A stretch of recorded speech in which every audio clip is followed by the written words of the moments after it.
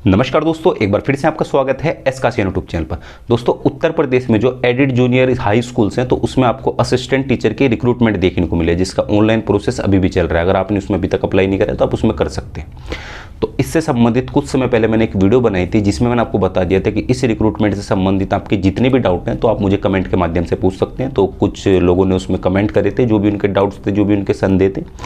तो आज की इस वीडियो में उत्तर प्रदेश में निकली असिस्टेंट प्राइमरी टीचर की जो परमानेंट रिक्रूटमेंट है, असिस्टेंट टीचर की जो परमानेंट रिक्रूटमेंट है, तो उससे संबंधित जितने भी आपके डाउट्स हैं, चाहे एलिजिबिलिटी को लेकर बात करें, चाहे सिलेक्शन प्रोसेस को लेकर बात करें, सिलेबस हो गया, एग्जाम पैटर्न हो गया, यूपी वाले अप्लाई कर सकते हैं, फिर यूपी से बाहर वाले भी अप्लाई कर सकते हैं।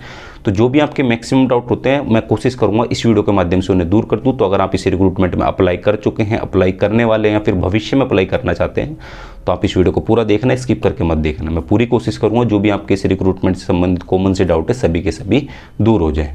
बाकी मैं आपको स्टार्टिंग में बता दूं, कुछ अभ्यर्थी ये पूछ रहे थे कि जो ये रिक्रूटमेंट निकले उत्तर प्रदेश में ये एडेड स्कूल है, तो क्या एडेड जो स्कूल्स होते हैं उसमें जो एक टीचर को फैसिलिटीज़ देखने को मिलती है जो गवर्नमेंट स्कूल्स में देखने को मिलती है उतनी ही मिलेगी, सैलरी उतनी ही मिलेगी? तो मैं इसमें आपको बता दूं, बिल्कुल भी आपको घबराने की जरूरत नहीं है। आप बिल्कुल ये मानकर चल सकते हैं कि आपकी गवर्नमेंट जॉब लग गई। आप ये मत सोचने कि एडेड स्कूल है या फिर प्रॉपर गवर्नमेंट स्कूल है। जैसे उत्तर प्रदेश की बात करें तो यहाँ पर GIC, GGIC करके जो आपके स्कूल्स होते हैं वो प्रॉपर गवर्नमेंट होते हैं। बाकी जो जितने भी सारे स्कूल होते हैं एडेड स्कूल होते हैं, बाकी प्राइवेट की हम बात नहीं कर रहे, ठीक है। तो इसमें आप बिल्कुल गवर्नमेंट मान के चल सकते हैं। बस आपको ये फ़र्क देखने को मिल जाएगा, जो GIC के स्कूल्स होते हैं फिर GGIC के स्कूल्स होते हैं उसका जो कर्ता धर्ता डायरेक्ट गवर्नमेंट होती है। लेकिन इन स्कूलों में जो एडेड स्कूल होते हैं तो इसमें आपका एक मैनेजर बीच में आ जाता है, ठीक है। अब आप पूरी मेहनत करके जॉब लगते हैं और फिर मैनेजर वगैरह है, तो मैं सारी बातें तो आपको नहीं बताऊंगा, लेकिन आप बिल्कुल आराम से इसकी तैयारी करें। आपको बिल्कुल भी घबराने की जरूरत नहीं है। आपको एक छोटा सा फर्क देखने को मिलेगा, वो मैंने आपको बता दिया। बाकी दोस्तों, वीडियो को स्टार्ट करने से पहले इस वीडियो को जिन्होंने स्पॉन्सर किया है, यदि आप यूपी टेट पेपर 1 की तैयारी कर रहे हैं, उसमें आप गणित या फिर पर्यावरण अध्ययन के लिए कुछ ऐसी पुस्तकें ढूंढ रहे हैं जिसमें आपको जो भी गणित या फिर पर्यावरण अध्ययन के लिए जो भी पाठ्यक्रम निर्धारित किया गया है उसके अकॉर्डिंग आपको सारे टॉपिक्स देखने को मिल जाए, साथ ही साथ पिछले वर्षों के भी आपको क्वेश्चन पेपर देखने को मिल जाए, तो आप चक्षु यूपी टेट पर्यावरण अध्ययन से इस पुस्तक के माध्यम से अध्ययन कर सकते हैं और चक्षु यूपी टेट गणित का इस पुस्तक के माध्यम से अध्ययन कर सकते हैं। बेसिकली दोस्तों, ये SRR पब्लिकेशन की बुक है जो कि आपके उत्तर प्रदेश के ही एक पब्लिशर है, और इसमें जो आपको 2020 और 2018 के जो क्वेश्चन पेपर देखने को मिलेंगे वो भी आपको व्याख्या सहित देखने को मिलेंगे, और पाठ्यक्रम के अनुसार जितने भी टॉपिक्स हैं सभी आपके समक्ष हैं।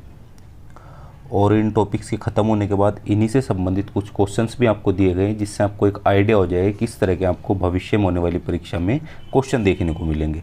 तो अगर आप इन पुस्तकों को खरीदना चाहते हैं डिस्काउंट के साथ तो इन्हें खरीदने का डायरेक्ट लिंक मैंने आपको इस वीडियो के डिस्क्रिप्शन बॉक्स में दिया है, वहाँ से जाकर आप इन्हें खरीद सकते हैं। तो चलिए, अब जो यूपी में आपको असिस्टेंट टीचर की रिक्रूटमेंट देखने को मिली है, परमानेंट रिक्रूटमेंट, उससे संबंधित आपके जो भी डाउट्स हैं उन्हें दूर करने की कोशिश करते हैं। तो सबसे पहले हम बात करते हैं एलिजिबिलिटी क्राइटेरिया को लेकर क्वालिफिकेशन के अकॉर्डिंग। तो देखिए भाई, आपने ग्रेजुएशन अपनी कंप्लीट कर रखी हो। अब ग्रेजुएशन चाहे आपने कोई सी कर रखी हो, चाहे आपने BCom, BSc, BA, BTech या फिर जितनी भी आपकी ग्रेजुएशन होती है, बीच में 4 साल का एक ऑर्डर आ गया था कि 4 साल की आपकी ग्रेजुएशन हो जाएगी, लेकिन बाद में उसमें हटा दिया गया, तो उधर भी आपको कन्फ्यूजन हुई ना। उनकी भी 3 ही साल की हुई थी।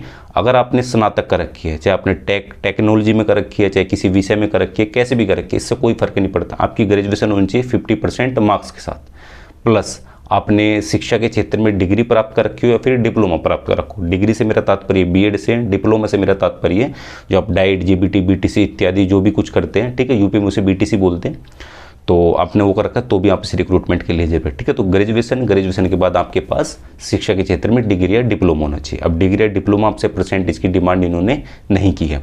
अब इसी के साथ साथ आपका या तो CTET पेपर 2 या फिर UP टेट पेपर 2 भी क्वालिफाई होना चाहिए।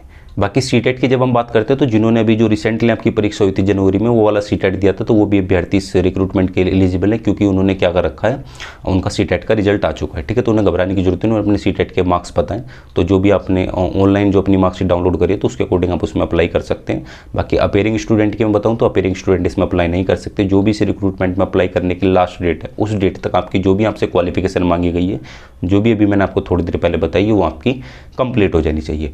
अब जो मैं आपको BA, डाइट, GBT, BTC की बात इसमें कर रहा था, तो अगर आपने 2016 या फिर 2015 से पहले करी, जब तो 1 साल की होती थी, तो फिर आपको घबराने की जरूरत नहीं, तो आप इस रिक्रूटमेंट में अप्लाई कर सकते हैं। यदि आपने उसके बाद करी है, जब से नियम आ गया था, जब से 2 साल का, तो अगर आपके पास तब 2 साल के, तो भी आप इस रिक्रूटमेंट में अप्लाई कर सकते हैं।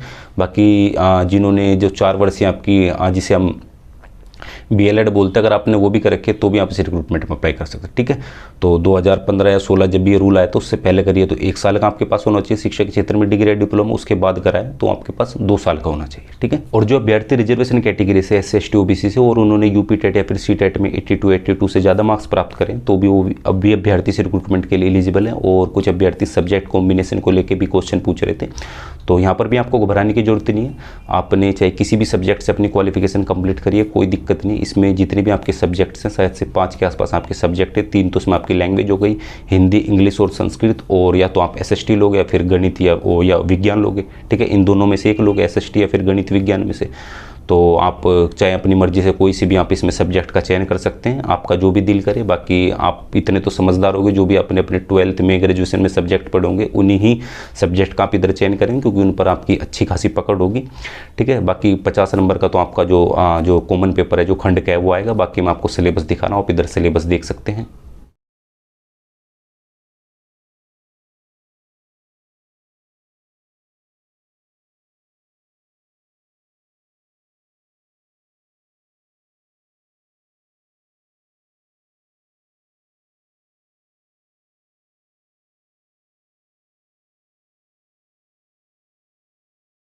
और जिसमें आपकी मेरिट बनेगी, जो आप एग्जाम क्वालिफाई करेंगे, केवल उसी के आधार पर नहीं बनेगी, आपका एकेडमिक रिकॉर्ड भी देखा जाएगा। 60% स्कोर जो आपका देखा जाएगा, जो आपसे परीक्षा ली जाएगी उसके अकॉर्डिंग देखा जाएगा। बाकी 40% जो आपका स्कोर होगा वो आपके एकेडमिक रिकॉर्ड के अनुसार होगा। अब इसमें 40% किस तरह से 10-10 नंबर में डिवाइड करा गया है। आपके 4 मार्क्स काउंट होंगे, आपकी 10th के, 12th के, ग्रेजुएशन के, और जो आपने शिक्षा के क्षेत्र में डिग्री या डिप्लोमा प्राप्त करा है उसके। ठीक है, तो 10-10 नंबर इनके हो गए तो 4 हो गए, तो 40% आपका इसमें से स्कोर निकाला जाएगा। जितनी भी आपकी इसमें परसेंटेज आई होगी, 10th 12th ग्रेजुएशन हो या फिर आप प्रोफेशनल जो डिग्री या डिप्लोमा जो आपने प्राप्त करा है, बाकी 60% स्कोर होगा दोस्तों, जो भी आप एग्जाम देंगे उसके अकॉर्डिंग। ठीक है, तो इन दोनों को टोटल करके जो भी आपकी मेरिट बनेगी उसके आधार पर आपका इसमें सिलेक्शन हो जाएगा।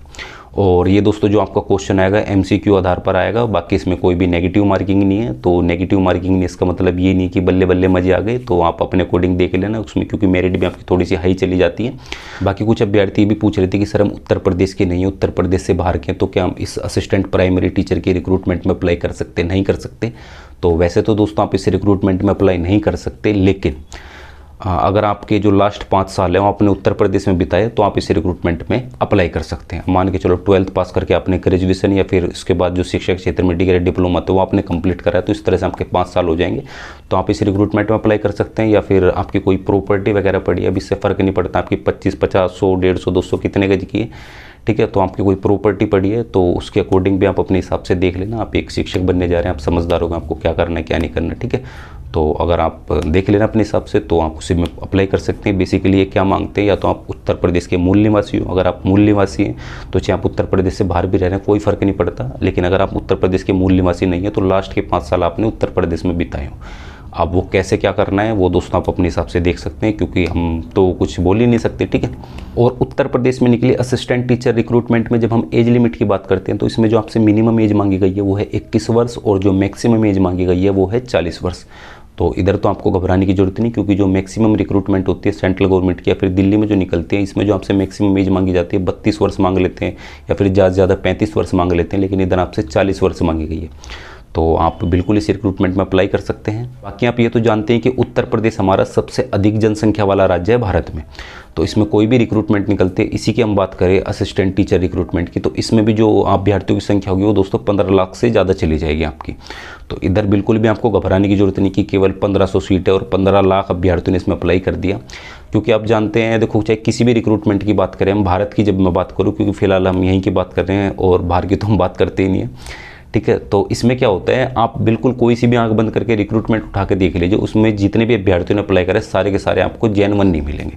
कुछ तो ऐसे होते हैं रिक्रूटमेंट निकल गई चलो भर देते हैं, कुछ ऐसा सोचते कि रिक्रूटमेंट निकल गई जब एग्जाम आने वाले हैं जब तैयारी करेंगे। बहुत तरह के होते हैं, मतलब जेन्युइन नहीं होते, कि मतलब जो सच में शिक्षक बनने की इच्छा रखते हैं, जो सच में उत्तर प्रदेश में शिक्षक लगना चाहते हैं, तो ऐसे तो आपको काफ़ी कम देखने को मिलेंगे, शायद से 10% ही देखने को मिलेंगे या फिर इससे भी कम मिलेंगे। ठीक है, तो अगर आप जेन्युइन वे में अगर पूरी तैयारी करते हैं बिल्कुल निष्ठा के साथ, तो दोस्तों आपका सिलेक्शन हो जाएगा, इसके काफ़ी ज़्यादा चांस पड़ जाते हैं। ठीक है, बाकी भीड़ तो आप कोई से रिक्रूटमेंट था के देख लीजिए भारत में। टीचिंग की जब हम बात करें, पता नहीं कितने ज़्यादा अभ्यर्थी अप्लाई करते हैं। दिल्ली में देख लो DSSP के माध्यम से जो रिक्रूटमेंट निकलती है, तो भर भर के अभ्यर्थी अप्लाई करते हैं, लेकिन सारे के सारे अभ्यर्थी जेन्युइन नहीं होते, बस फॉर्म घर बैठे अप्लाई कर देते हैं। तैयारी करना ना करना वो अलग है, ठीक है। तो आप इसमें बिल्कुल भी नेगेटिव मत जाना, बिल्कुल पॉजिटिव में रहना। आपको एक सीट चाहिए और उसके लिए आपको परिश्रम करना है। तो बस दोस्तों फिलहाल की वीडियो में इतना ही। अगर फिर भी आपका कोई सवाल कोई संदेह है तो आप मुझे नीचे कमेंट कर सकते हैं। बाकी इसका जो डिटेल नोटिफिकेशन है या फिर सिलेबस की जो PDF है वो मैं आपको दोनों ही इस वीडियो के डिस्क्रिप्शन बॉक्स में दे दूंगा, वहाँ से डाउनलोड करके आप खुद से भी रीड कर सकते हैं। फिर भी आपको कोई कन्फ्यूजन है तो आप मुझे नीचे कमेंट भी कर सकते हैं। तो अगर आपको ये वीडियो पसंद आई, वीडियो को फटाफट से तो लाइक आप कर ही दोगे। बाकी जो भी अभ्यर्थी उत्तर प्रदेश में शिक्षक बनने की इच्छा रखते हैं तो उन अभ्यर्थियों को बस वीडियो को शेयर भी कर सकते हैं। और अगर आपने अभी तक हमारे चैनल को सब्सक्राइब नहीं किया तो हमारे चैनल को भी सब्सक्राइब कर सकते हैं, क्योंकि हमारा चैनल केवल शिक्षकों और भावी शिक्षकों के लिए ही है। तो मिलते हैं अपने अगली इसी तरह की इंटरेस्टिंग वीडियो में। तब तक के लिए जय हिंद, वंदे मातरम।